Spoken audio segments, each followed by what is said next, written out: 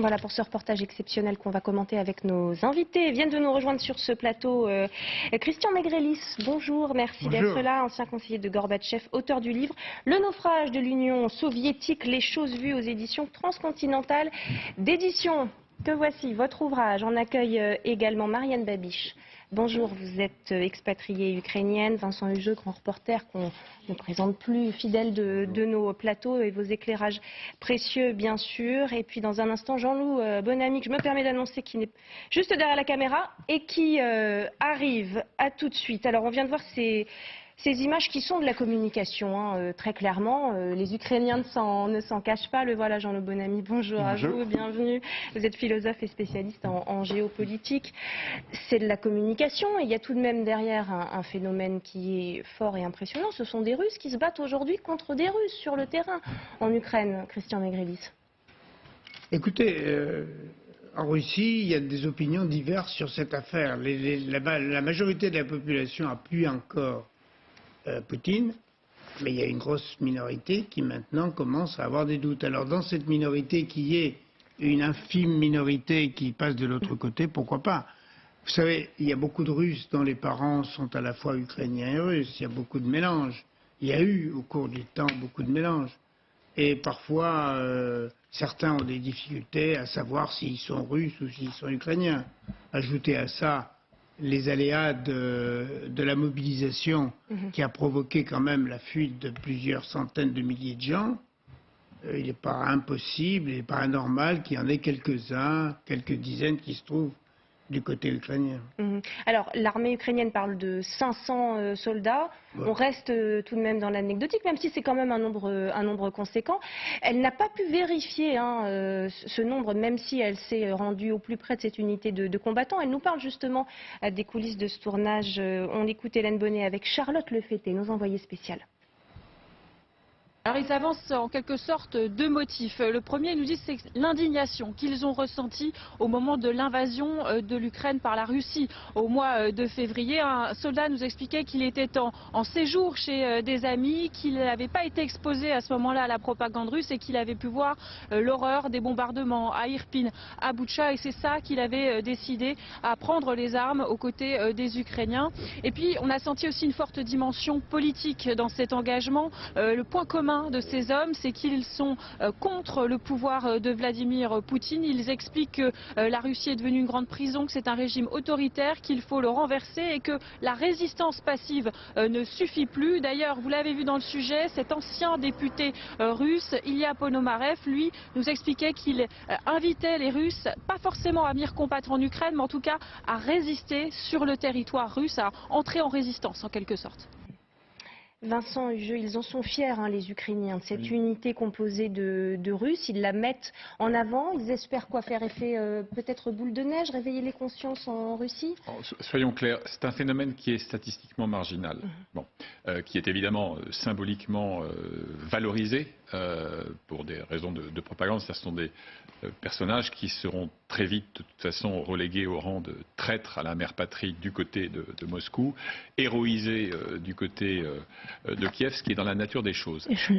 Mais je disais marginal statistiquement parce que, très franchement, au regard des défaillances criantes de l'armée russe depuis le lancement de l'agression sur l'Ukraine en février dernier, je crois que c'est le cadet des soucis de l'état-major russe aujourd'hui. Autre phénomène, vous avez comme ça, donc, au sein des forces qui combattent pour l'Ukraine, une sorte de légion étrangère où vous retrouvez par exemple des volontaires latino-américains, espagnols, français, etc. De même, vous avez de petits bataillons de volontaires venus du Bélarus, la Biélorussie comme vous voudrez, qui est pourtant un allié et un vassal de Moscou. Mais là aussi, il ne faut pas, je crois, surestimer la portée, en tout cas opérationnelle, de ce genre de phénomène. Par exemple, s'agissant des Biélorusses dont on vient de parler, l'articulation avec l'état-major ukrainien s'est faite de manière très laborieuse. Et d'ailleurs, à ma connaissance, ils n'ont pas été véritablement envoyés sur le terrain. Donc là, on est évidemment beaucoup plus dans le registre de la communication de guerre que dans ce qu'on appellerait en bon français un game changer opérationnel sur le terrain militaire. Alors, ce qui effectivement est frappant, c'est qu'il y a des Russes qui se retrouvent aujourd'hui à combattre des Russes. Et ça, c'est tout de même extrêmement marquant. Savoir lorsqu'on lance une arme qu'elle va tomber sur sur ses frères, en quelque sorte, hein, Marianne Dabiche. On imagine le sacrifice que font aujourd'hui ces Russes qui ont choisi le camp d'Ukraine.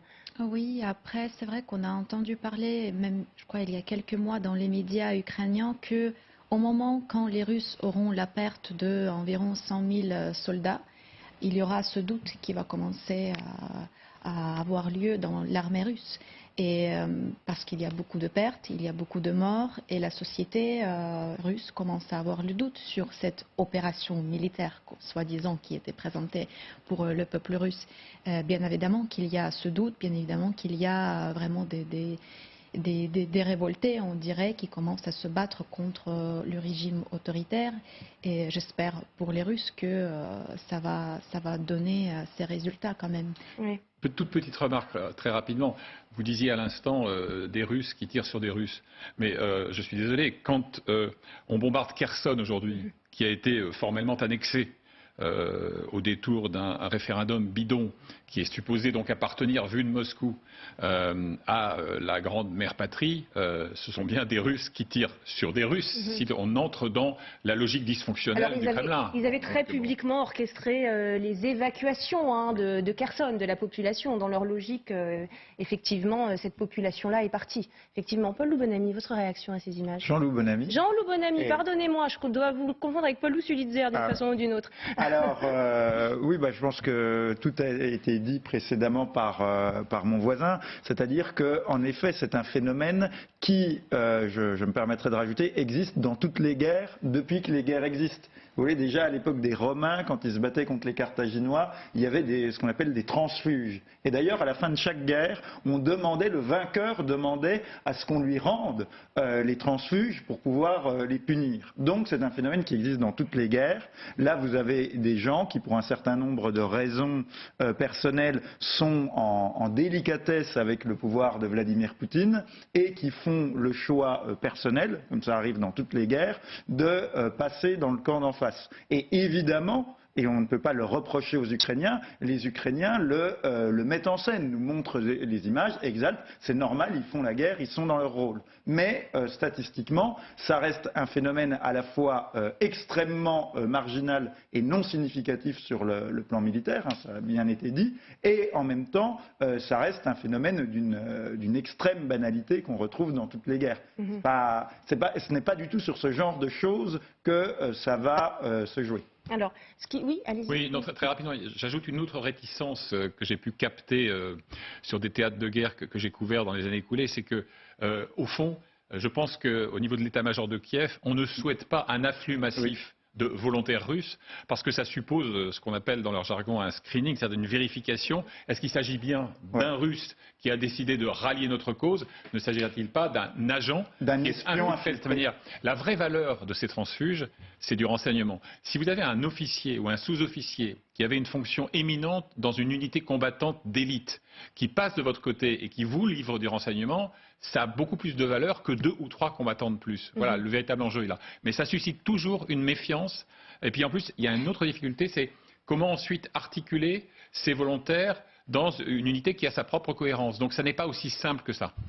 Une méfiance parce qu'on ne sait jamais en fait tout de ces recrues, bien sûr. Ça peut être des agents doubles intégrés qui veulent s'intégrer au sein de l'armée ukrainienne. Et ça c'est un grand classique aussi de tous les conflits armés, ça suppose des vérifications, ça suppose de mobiliser des gens qui vont déployer du temps et de l'énergie qui seraient peut-être plus utilement utilisés ailleurs. Donc, ce qui expliquerait aussi qu'ils ne soient pas intégrés à l'ensemble de l'armée, mais rassemblés dans une unité spéciale. Oui. Christian Megrelis, oui. Oui, on a connu ça, les Russes ont connu ça pendant la Première Guerre mondiale, ils l'ont connu pendant la Deuxième Guerre mondiale. Il y a quand même eu des troupes importantes qui ont travaillé avec les Allemands, des armées entières qui ont travaillé. Donc ce n'est pas quelque chose de nouveau en Russie. Difficile de dire si c'est marginal ou pas marginal. À partir d'un certain moment, il y a une certaine confusion entre la nationalité ukrainienne et la nationalité russe. Moi, j'en suis le témoin. J'ai travaillé beaucoup en Ukraine et beaucoup en Russie. Eh bien, à Severodonetsk, les directeurs d'usine, je ne savais pas s'ils étaient russes. Ils parlaient les 2 langues. C'est une question de génération aussi, Christian Megrelis. Voilà. Ceux qui ont connu l'URSS, c'est peut-être différent pour la génération plus jeune. Hein, oui, c'est vrai que c'était la génération d'avant. Oui. Oui, Marlène Babiš, c'est différent aujourd'hui tout de même, pour ceux qui sont nés après la chute de l'Union soviétique. Je crois qu'en général, il y a vraiment des générations plus avant qui parlaient deux langues et qui étaient considérées plutôt qui faisaient partie en fait de l'ex-Union soviétique. Mais actuellement, c'est vrai, je crois que peut-être même notre génération est la dernière génération qui est aussi russophone comme ukrainophone. Parce que qu'on voit les enfants qui sont maintenant à l'école, ils sont plutôt ukrainophones malheureusement. Peut-être même pour eux, ils ne parlent plus le russe, donc ils perdent aussi cette langue. Mais c'est quand même ça, l'identité nationale ukrainienne qui se forme encore plus fortement aujourd'hui. Alors, pardon, oui, un petit détail anecdotique, mais je crois qu'il va un peu illustrer aussi notre propos, c'est que en Afghanistan, j'ai rencontré lors de reportages des anciens soldats soviétiques de l'armée rouge qui étaient passés avec armes et bagages du côté de la résistance, par exemple, du commandant Ahmad Shah Massoud. Donc effectivement, là aussi, une prise de conscience anecdotique, aussi, marginale, comme racontaient ces soldats. Mais c'est-à-dire que les ressorts peuvent être multiples. Vous avez un ressort intime, familial. On ne comprend pas, par exemple, si on a une épouse ukrainienne, cette agression militaire sur un pays supposé souverain. Donc, mais il peut y avoir aussi du ressentiment, parce que vous avez été maltraité au sein de votre unité, parce que vous n'avez pas eu la promotion espérée que le camp d'en face vous offre monts et merveilles pour. Donc, vous avez plein de ressorts humains qui peuvent expliquer, encore une fois, des aventures que je vois, à tort ou à raison, comme des aventures de nature individuelle. On parlait beaucoup aussi de ces appels à la désertion lancés par les Ukrainiens au moment de la mobilisation. Ils disaient rendez-vous et on vous préservera, vous aurez la vie sauve.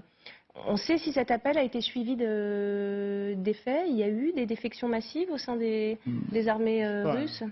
Je ne pense pas, parce que l'armée russe est organisée de telle manière qu'on détecte et on empêche ce genre de choses. Il y a des unités particulières qui sont faites pour empêcher la désertion, punir la désertion, à la limite pour abattre les déserteurs.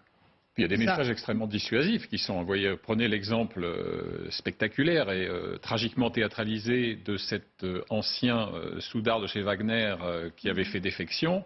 On a mis en scène son assassinat avec la plus extrême cruauté. Donc le message, il est très clair. Au-delà de l'allégresse funeste et perverse que peut éprouver un Prigojine à ce genre de spectacle, c'est un signal qui est envoyé aux autres. Voyez ce qui vous attend si vous trahissez. Alors, oui. Il faut jamais oublier que la Russie est un État policier, qu'elle l'est depuis au moins 1917 et la prise du pouvoir par les bolcheviks, et qu'elle l'était peut-être même déjà avant, dès le tsarisme, la police secrète du tsar. Donc c'est un État qui a une longue tradition de surveillance interne et que nous, par exemple, en France ou au Royaume-Uni, aux États-Unis, nous ne connaissons pas, mais c'est un État policier. Et ça se voit, par exemple, on parle beaucoup des relations entre la France et l'Algérie. L'Algérie, c'est aussi un État policier parce que les cadres de ce pays ont été formés, après l'indépendance algérienne, par les Russes. La Chine aussi, c'est un État policier parce que les cadres du communisme chinois avaient été formés par les conseillers soviétiques. Donc il y a toute cette tradition policière qu'il faut bien prendre en compte. Et ensuite, concernant les déserteurs, ce qui va se passer très probablement dans la propagande de guerre russe, c'est que les Russes vont dire quelque chose que tous les citoyens russes connaissent. Ils vont dire, écoutez, pendant la Seconde Guerre mondiale, il y avait un général soviétique qui s'appelle Vlasov. Et il a été fait prisonnier par les Allemands. Hitler l'a retourné, il l'a débauché et il a monté une légion de combattants russes, pro-allemands, pro-nazis, contre les soviétiques. Eh bien, ce que va dire Poutine, c'est regardez, ce sont les nouveaux Vlasov, c'est le nouveau régiment Vlasov, ce sont des nazis, et dans son discours, on peut bien dire un discours délirant en tant que tel, mais qui consiste à dire les Ukrainiens sont des nazis, il faut dénazifier l'Ukraine, eh bien finalement cet épiphénomène statistique va donner du grain à moudre à ce discours délirant et paranoïaque. Donc je ne suis pas sûr que la population russe achète, entre guillemets, parce que la stratégie de Vladimir Poutine, c'est de faire corps avec le nationalisme russe, de dire « je suis la Russie ». Si vous êtes contre Poutine, vous êtes contre la Russie. Et donc là, il dira « regardez, ceux qui sont contre Poutine, ils vont tuer des soldats russes sur le front, ce sont les nouveaux Vlasov ». Si tant est que ces images soient montrées en Russie, effectivement, s'il y voit son intérêt, peut-être. En tout cas, en forme de contre-propagande pour nourrir son discours. Oui. Moi, je ne pense pas que ça rende service aux Ukrainiens. Ouais. Alors, en tout cas, ce qu'on sait désormais, ce qu'on pense savoir, grâce à un sondage qui a fuité dans un média russe indépendant et qui a été commandé par le Kremlin, eh bien, c'est qu'aujourd'hui, une majorité de Russes se prononce en faveur d'une solution négociée à ce conflit, de pourparler. Et c'est une augmentation assez importante puisqu'ils n'étaient que 32% en juillet dernier. Ils sont 55% aujourd'hui. Ce sondage révélé par Medusa nous dit aussi que seulement 25% des sondages sont favorables à la poursuite de la guerre. Alors, des Russes favorables à des pourparlers sont 55%, mais sur quelle base? Bien sûr, on sait qu'il y a pourparler et pourparler. Ce n'est pas forcément la solution négociée qu'ont les Occidentaux aux têtes, hein, Vincent Hugeux. Ce qui est vraiment intéressant dans ce phénomène, c'est d'abord son ambiguïté, on va y revenir tout de suite, mais c'est aussi l'évolution dans le temps. D'après Medusa, donc ce média indépendant qui a relayé un sondage commandité, semble-t-il, par les autorités russes elles-mêmes, mais c'est d'ailleurs des résultats qui sont corroborés par une autre enquête. Vous avez le centre Levada, qui est un centre d'enquête d'opinion, qui reste lui aussi relativement autonome et qui donne des chiffres très comparables. Il y a une rupture chronologique. C'est la fameuse mobilisation partielle. Là où je pense le Kremlin commet une énorme erreur tactique, c'est que d'une certaine manière, en décrétant une mobilisation fût-elle partielle, vous faites entrer la guerre dans tous les foyers. Et pas seulement au Daghestan, en Bouriatie, mais aussi à Saint-Pétersbourg et à Moscou. Et en faisant entrer la guerre dans tous les foyers, vous empêchez la logique de déni qui a été très longtemps celle de beaucoup de Russes, dire bon, l'État s'en occupe, tant que je ne suis pas, moi, entraîné dans cette aventure, pourquoi pas. Et donc vous brisez une sorte de pacte, un pacte social, implicite ou explicite. Et maintenant, je dis parler de l'ambiguïté, 10 secondes là-dessus, parce que qu'est-ce que ça veut dire? Dire qu'on est pour parler de paix. Très bien, bon, l'humain est plutôt pour la paix que pour l'anéantissement par la violence. Bon, mais à quelles conditions? Une paix en soi, vous savez, on dit souvent il n'y a pas d'amour, il y a que des preuves d'amour, mais il n'y a pas de paix, il n'y a que des garanties de paix. C'est-à-dire de quelle paix parle-t-on? S'il s'agit de la paix dictée par Moscou, qui est une forme de reddition consentie par les Ukrainiens, on n'a pas beaucoup d'audace à la préconiser. Donc voilà, il faudrait affiner, me semble-t-il.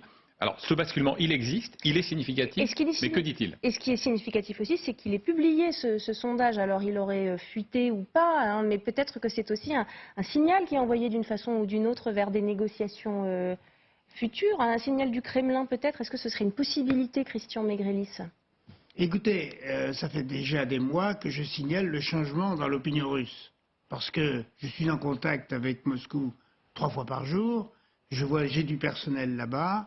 Ce personnel est en train de modifier ses opinions. Et l'homme de la rue est en train de changer depuis cette date que vous avez signalée de la mobilisation partielle.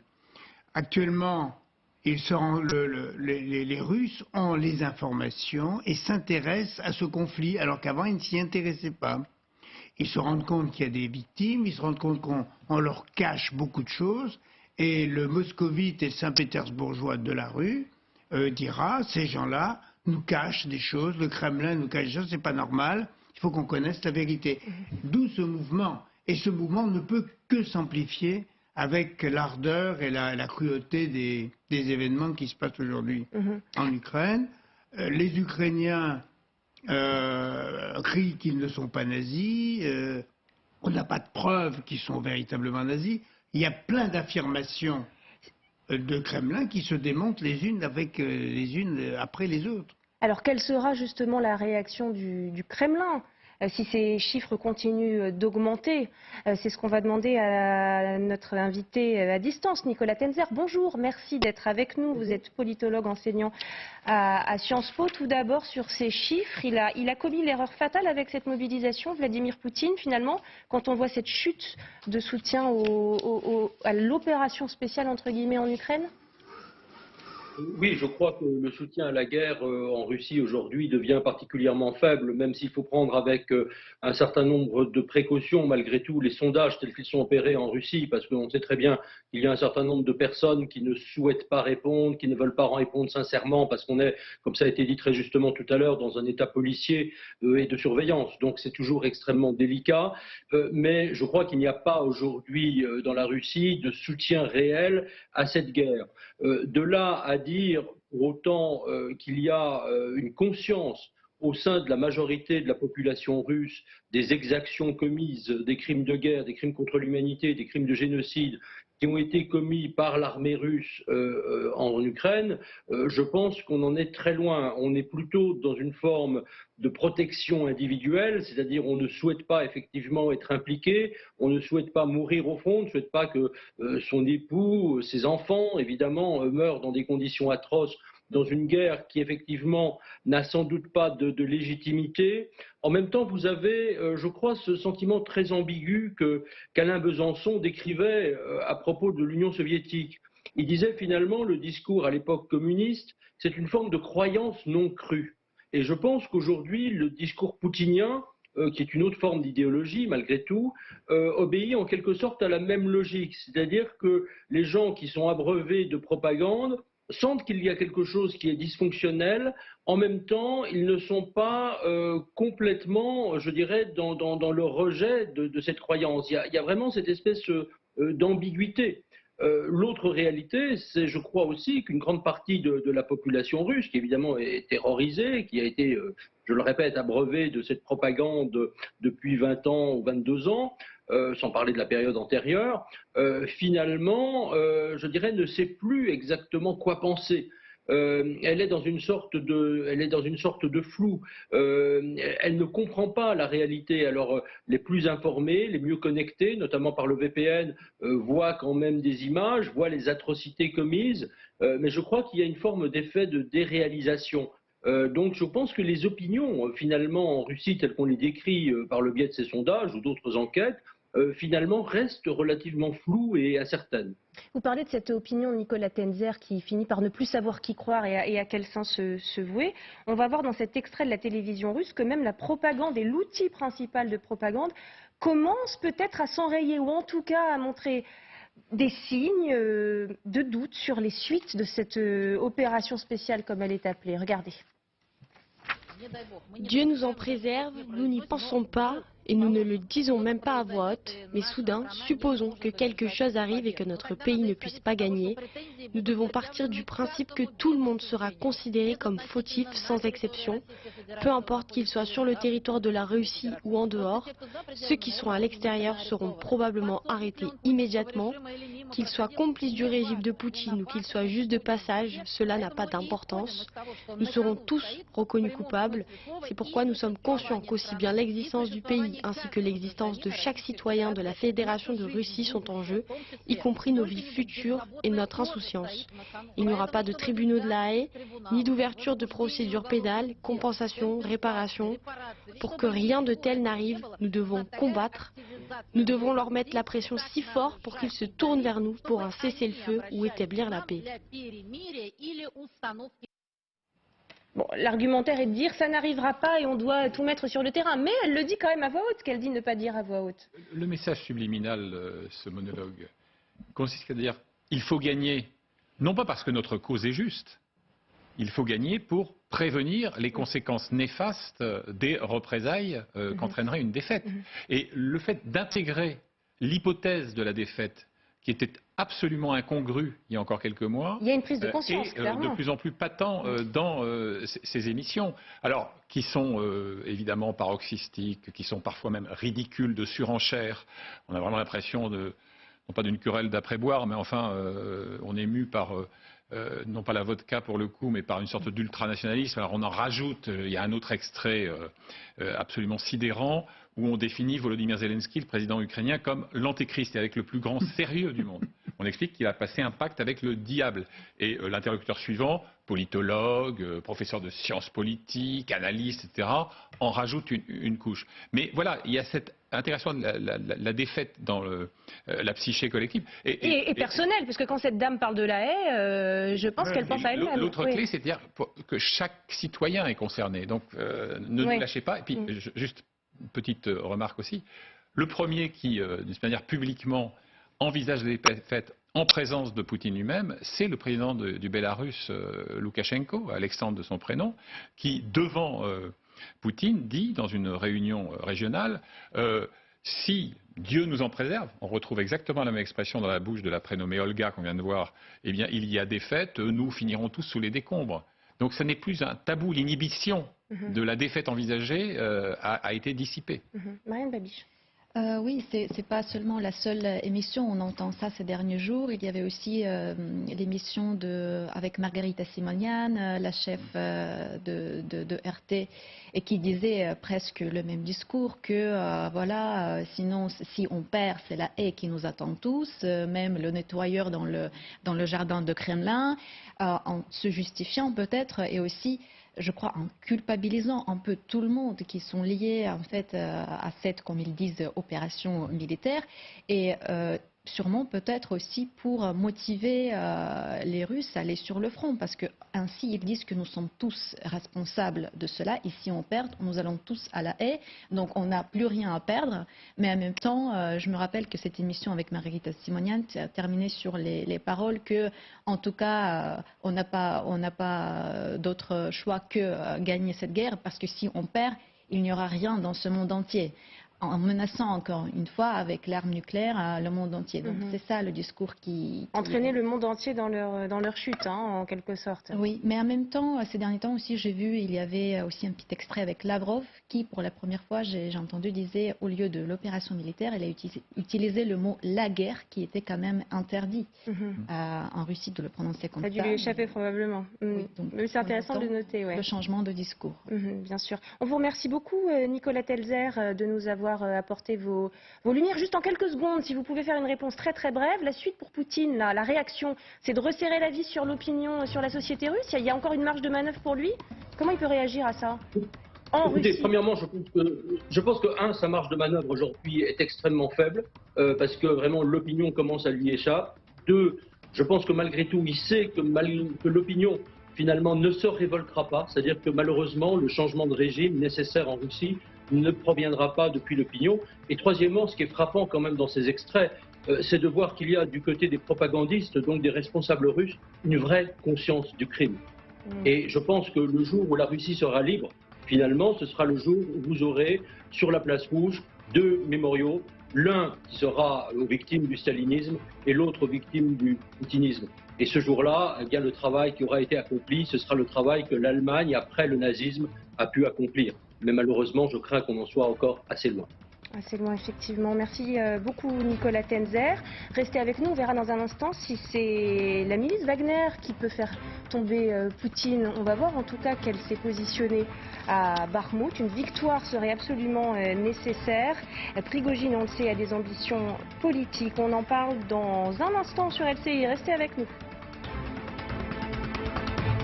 Votre programme avec Alexandre Turpot, le beau linge français naturellement luxe, éthique et durable, alexandreturpot.com.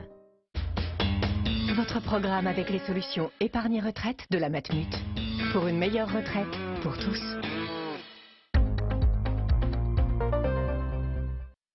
Vous voulez connaître la valeur de votre voiture rapidement et facilement en ligne? Renseignez les détails concernant votre véhicule sur vendezvotrevoiture.fr. Vous recevrez un prix de vente ferme et non pas une simple estimation. Après une courte vérification en agence, vous pouvez nous vendre votre voiture. Obtenez votre prix maintenant sur vendezvotrevoiture.fr. Vous imaginez, un impact sur 2 fait sur moins de 3 semaines. C'est nos clients qui nous le disent. Et la celui de ma cliente, pire, en moins d'1 semaine. Alors, elle a directement été sur carglass.fr. Avec son numéro d'immatriculation, on lui a trouvé tout de suite son pare-brise. Comme ça, on a pu le remplacer rapidement. En plus, je lui ai posé de nouveaux balais d'essuie-glace. Des Bosch, avec leur gomme spéciale. Il dure encore plus longtemps. Ça vaut plus de 55 € et seulement chez Carglass. En ce moment, c'est gratuit. Alors, prenez rendez-vous sur carglass.fr. Et tapez bien .fr. Carglass répare, Carglass remplace. Le repas de Noël, le seul, l'unique, ou presque. Qu'on respecte les traditions, ou qu'on veuille faire sensation. Qu'on mange uniquement végétarien, ou un peu moins. Qu'on se retrouve à 2, 6, 12 ou 22. Tous les Noëls sont les bienvenus chez Picard. Picard, pour le bon et le meilleur.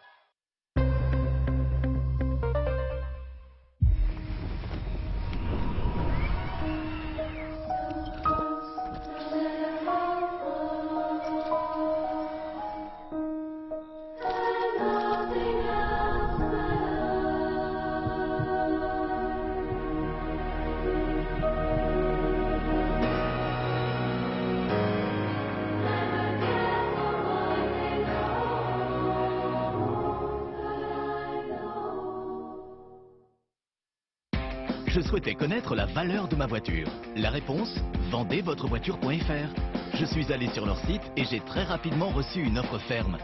Le prix était meilleur que prévu. Du coup, j'ai déposé ma voiture dans une de leurs agences et je l'ai vendue. Recevez votre offre maintenant sur vendezvotrevoiture.fr. Votre programme avec Alexandre Turpot, le beau linge français naturellement luxe, éthique et durable, alexandreturpot.com.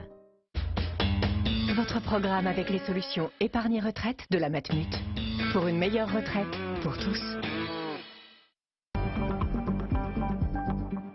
Précision. 14h30, de retour sur LCI Midi. Merci d'être avec nous en ce samedi après-midi. On part à Bakhmout.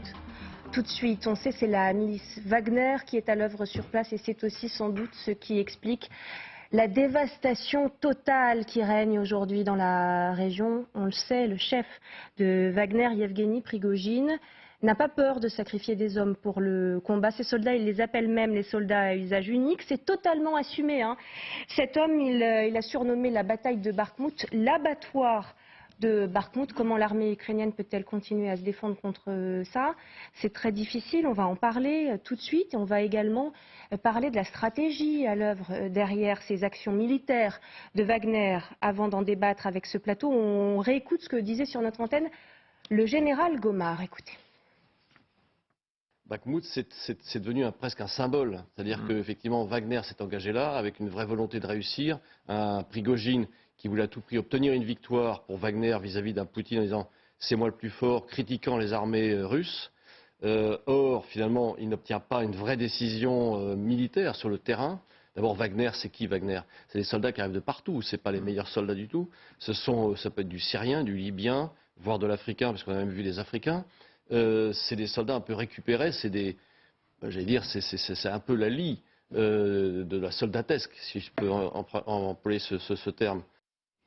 Alors ça fait des mois que ces Russes, avec la milice Wagner, tentent de reprendre Bakhmout, sans y arriver pour l'instant. 3 localités auraient été reprises cette semaine, et ce qui semble se dessiner, Vincent Hugeux, c'est que les Russes prendraient en tenaille par le nord et par le sud la ville de Bakhmout. On peut tout de même parler pour l'instant d'une forme d'échec à reprendre cette localité. Qu'est-ce qui reste aujourd'hui finalement de cette milice qu'on nous présentait comme d'élite? Alors, il se trouve que j'ai assisté en République centrafricaine au retour des ex-soviétiques, au retour des Russes, puisque la RCA, Bangui, ont été un peu la tête de pont de leur offensive en 2017-2018 pour revenir sur le continent africain. Et déjà à cette époque, on pouvait observer que Wagner, c'était une hiérarchie qui était constituée pour l'essentiel d'anciens officiers, sous-officiers des unités d'élite, forces spéciales russes. Le reste, les bidas, c'était vraiment le tout venant, c'était des soudards, à tel point, vous vous en souvenez, qu'on a vu le même Prigojine aller faire du recrutement dans la cour des colonies pénitentiaires, ou expliquer à des types revenus fracassés du front que malgré leur moignon, il fallait qu'ils repartent au casse-pipe. Bon. Mais ce qui est intéressant sur Bakhmout, et d'ailleurs le général Gomard y faisait allusion, c'est que d'une certaine manière, la valeur stratégique de cette ville ne mérite évidemment pas cette focalisation devenue obsessionnelle. Mais obsessionnelle pourquoi? Parce que Prigojine a voulu faire de Bakhmout la vitrine de sa supériorité sur une armée de Fédération de Russie qui l'accable de sarcasme, qu'il s'agisse de sa hiérarchie ou de ses combattants. C'est évidemment une aventure à double tranchant, parce que s'il ne réussit pas, quand même Bakhmout, en 6 mois, ils ont avancé grosso modo de 5 à 6 kilomètres. Donc les progressions au regard des forces engagées, hommes et matériels, sont millimétriques et dérisoires. Encore une fois, pour un site dont la valeur stratégique est assez secondaire. Et c'est la raison pour laquelle, évidemment, Prigojine joue gros, parce qu'il était un homme de l'ombre. Il y a voilà seulement quelques mois qu'il a admis être le fondateur de cette nébuleuse Wagner. Maintenant, il est devenu un acteur de premier plan, et donc il s'expose. Et il s'expose aussi au prix de l'échec. On a présenté Bakhmout comme son initiative en quelque sorte, ou en tout cas le lieu de sa démonstration de force. Pour l'instant, elle n'a pas lieu. Il a quand même des comptes à rendre à Vladimir Poutine sur le terrain, Yevgeny Prigojine, ou pas? S'il échoue. Je pense que oui, parce que s'il est ce qu'il est, c'est parce que Poutine l'a autorisé à l'être. Si Wagner existe, c'est par la volonté de Poutine. Sinon, Wagner n'aurait pas. Dans une république normale, on ne voit pas apparaître comme ça des armées parallèles avec des types qui commencent à jouer aux maréchaux d'Empire. Ça n'existe pas, ça. Ça veut dire que le sommet de l'État admet une anarchie militaire et une milice anti-militaire contre sa propre armée. Ça veut dire qu'il travaille contre sa propre armée. C'est quelque chose d'inimaginable dans un pays normal. C'est là qu'on voit l'anormalité du système russe. Mais on tente de comprendre ces relations entre Poutine et Prigojine. On les présente parfois comme alliés, justement, ils seraient en service commandé pour Poutine, et parfois comme concurrents. Ils seraient un possible concurrent politique de Vladimir Poutine.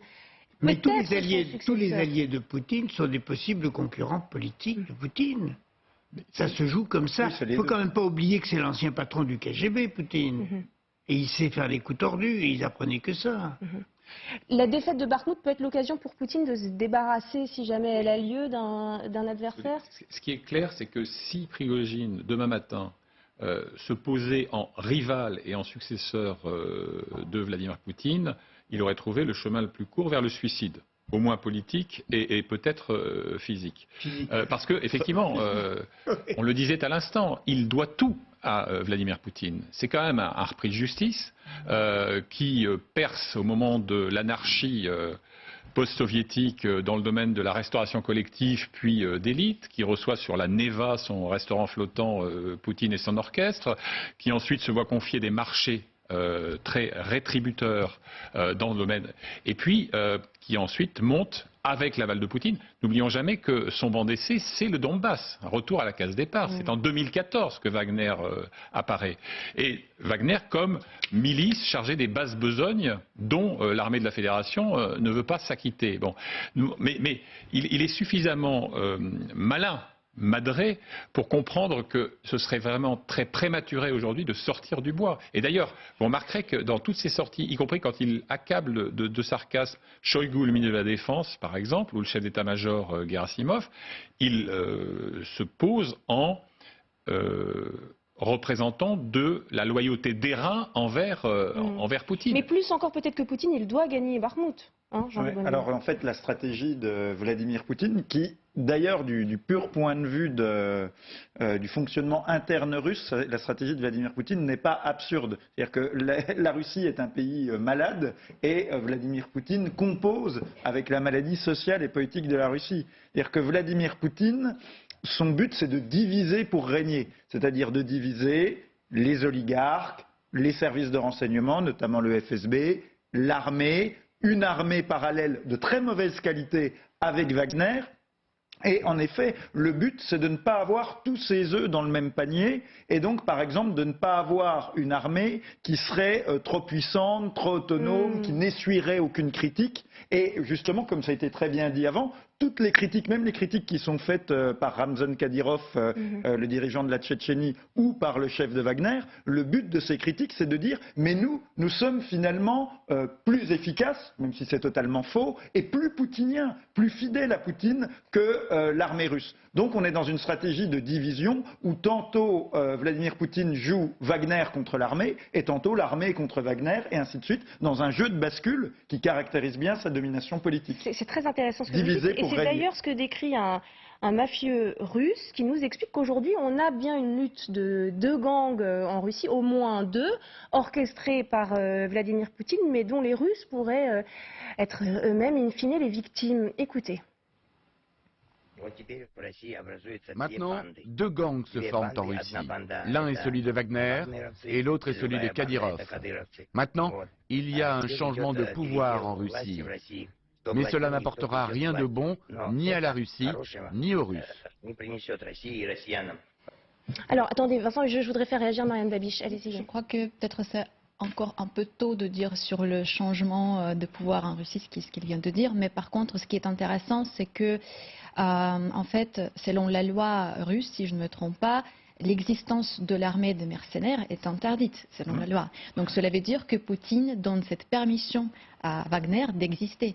Et en plus, Prigojine, c'était vraiment une personnalité à l'ombre, comme on disait tout à l'heure, parce qu'apparemment, il était juste un chef de cuisine privé, personnel de Vladimir Poutine. Et maintenant, c'est vraiment une figure qui a une influence assez considérable en Russie. Ce phénomène de privatisation, je dirais même d'ensauvagement de la guerre, est aussi un aveu de faiblesse. Parce que sur quoi mise Vladimir Poutine aujourd'hui, à la tête de la deuxième armée du monde, paraît-il? Il mise sur des Tchétchènes qui ont échangé leur vassalité contre l'islamisation tolérée de la société à Grozny et ailleurs. Il mise donc sur des Soudars qui sont ceux de chez Wagner. Il mise sur des drones fournis par la République islamique d'Iran, dont à ma connaissance le projet historique n'est pas la promotion de l'orthodoxie dans la planète. Et donc en fait il y a une sorte de délégation de la guerre à des forces qui ne sont pas des forces profondément russes. Et puis, au passage... C'était fait en Syrie, d'ailleurs. Oui, mais bien sûr, le terrain syrien est très intéressant. Et d'ailleurs, au passage, Prigojine avait tenté une percée en politique déjà en 2020. Parce que ce n'est pas la première fois qu'il a cette ambition. Il s'était allié à un petit parti ultranationaliste, le parti Rodina, qui veut dire patrie en russe. C'est terminé par un fiasco. Donc là, il y revient et on lui prête l'intention de créer une mouvance politique, mais pas une mouvance politique contre Poutine. C'est grosso modo, il veut dire, c'est Poutine en mieux, en quelque sorte. Et il s'est allié pour cela avec deux oligarques, qui sont les frères Kovalchuk, qui sont très proches du Kremlin. Et donc, on voit bien qu'il est maintenant, lui qui cultivait sa posture d'homme de l'ombre, d'homme du secret, etc., il est vraiment titillé. Vous savez, c'est le syndrome d'Icare. Hein. Il s'approche du soleil, mais il risque de se brûler les ailes. Est-ce que c'est pas Poutine qui risque de se brûler les ailes à ce jeu, Christian Maigrelis? Parce qu'il faut contrôler ces créatures, ces créations en quelque sorte. Prigojine a été quand même l'homme qui a semé la pagaille russe en Afrique. Alors pour nous les Français, on en voit les conséquences aujourd'hui. Si cette introduction en Centrafrique, les problèmes du Niger, de Burkina Faso sont fomentés par ce genre de type, et particulièrement par Prigojine. C'est pour ça qu'il a acquis cette confiance auprès de Poutine. C'était le seul type qui a dit on va faire quelque chose au niveau international et on va le faire en Afrique, dans ces pays les plus faibles possibles, dans lesquels on va s'introduire. Et malheureusement pour nous, ça a l'air de marcher en Afrique. Si ça ne marche pas à Markout, ça a l'air de marcher en Afrique. C'est pour ça que son influence est quand même garantie d'une certaine manière. Alors, je vous remercie. On a cette information qui vient de tomber. On va utiliser les dernières minutes de cette émission pour la commenter. On apprend des agences russes que Vladimir Poutine se rendra dans le Donbass, dit-il, en temps voulu. C'est repoussé au calendrier grec. C'est comme ça que vous le comprenez quand vous donnez. Après, je redirai quelque chose sur Wagner, mais en rapport avec ça. Allez-y. Justement, dans cette information, on voit toute la différence de communication entre M. Zelensky, qui se rend, dès la libération de Kherson, se rend à Kherson, qui est un excellent communicant. D'ailleurs, à la base, c'est un acteur de métier. Il est très probablement conseillé par de grandes agences de communication américaines. Et c'est vraiment un excellent communicant. Tandis que Vladimir Poutine, qui est un homme plus âgé, qui a été formé dans le système soviétique, a beaucoup plus de difficultés. Qui a été choisi pour ça, d'ailleurs, voilà, apporté au pouvoir pour ça. Il a peut-être, il ne faut pas le sous-estimer, il a peut-être d'autres talents, mais en tout cas sur le plan communicationnel, la Russie est empêtrée dans sa rigidité soviétique et elle perd depuis le premier jour, elle continue de perdre la bataille de la communication, tandis que M. Zelensky l'amène parfaitement. Et ensuite, justement, pour faire le lien entre Wagner et ce que vous venez de dire, c'est que Wagner, c'est très bien pour, justement, semer la pagaille et la barbarie en Afrique, mais pour affronter une armée moderne, otanisée, comme l'est aujourd'hui l'armée ukrainienne, parce que l'armée ukrainienne, en 2014-2015, quand elle est balayée par les Russes, c'est rien, ça ne vaut rien. Mais depuis 2014-2015, ils ont été formés par les Américains, par les Canadiens et surtout par les Britanniques, par les forces spéciales du SAS britannique. Et aujourd'hui, l'armée que la Russie doit affronter, l'armée ukrainienne, c'est une armée otanisée, formée avec le renseignement également fourni par les Américains. Et donc là, ce n'est pas avec les soudards de chez Wagner que vous pourrez opérer des résultats dans une guerre contre une armée otanisée. Et d'ailleurs, Vladimir Poutine le sait très bien, il n'est pas du tout naïf sur le sujet. Bon, alors évidemment, on plaisante de ce en temps voulu qui semble repousser au calendrier grec, mais Vincent Hugeux, c'est bien la preuve aussi que la Russie réaffirme qu'elle a les deux pieds dans le Donbass et qu'elle n'en partira pas. Oui, mais il faut mesurer à quel point il y a dans cette formulation même une insigne maladresse. Poutine dans le Donbass en temps voulu. Il est supposé être le maître des horloges, puisque les républiques dites populaires de Donetsk et de Lugansk ont choisi librement et souverainement de rejoindre la mère patrie russe. Donc celui qui en est l'architecte, c'est bien Poutine. Donc le temps voulu est le temps qu'il veut, en théorie. Et on en est encore à évoquer une percée hypothétique. Souvenez-vous, la seule fois où il est sorti du Kremlin ou de sa datcha, c'est pour aller rendre visite à un centre de mobilisation où des soldats triés sur le volet, parfaitement équipés, l'ont accueilli. On l'a vu très laborieusement, tout d'un coup il faisait son âge, s'allonger, la position du tireur couché, etc. Et là, on n'a pas vu le résultat du tir, on n'a jamais regardé la cible. Mais on dit aussi qu'il a des doublures. Oui. Ça vous semble un fantasme ou Oui, enfin écoutez, moi dans tous les régimes totalitaires sur lesquels j'ai travaillé, je pense par exemple à la Libye, je pense à l'Irak de Saddam Hussein, je pense à la Roumanie de Ceausescu, il y a toujours le syndrome du sosie. Alors je ne dis pas que ça n'existe pas, mais il y a une romancière roumaine remarquable qui s'appelle Oana Erlea qui a un jour écrit un roman picaresque à ce sujet qui s'appelle Un sosie en cavale, qui est l'histoire précisément de... Et je me souviens quand j'allais en Irak sous Saddam Hussein, on nous expliquait qu'il avait non pas un mais 4 sosies soigneusement cultivés, qu'il n'était jamais dans le convoi que l'on prétendait être le sien, etc. etc.